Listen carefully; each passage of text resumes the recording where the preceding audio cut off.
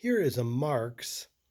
This one is the Royal Blue, and it's a Baltimore and Ohio. Marx made this type of locomotive from about 1938 to 1952. They made it in the drab green for their army in 1938 and up to World War II. They've changed some other engines, but this one was used on a number. The Canadian, I think it was at 3,000.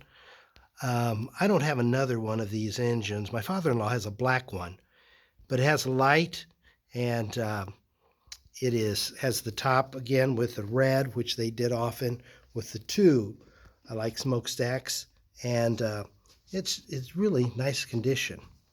This one.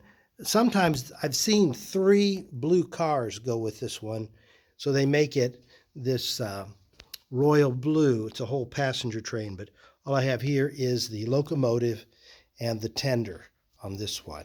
But let's see it run, and goes forward and reverse. Okay, let's see.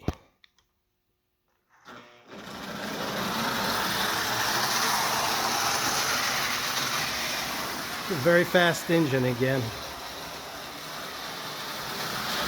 I don't even have it cranked.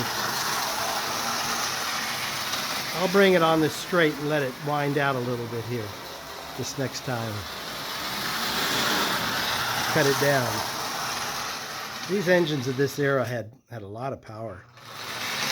And then it does the same in reverse. And that is the Marx 040. And this one is called the Royal Blue.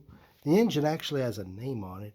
It's called the President Adams, and there's a number down here, 584.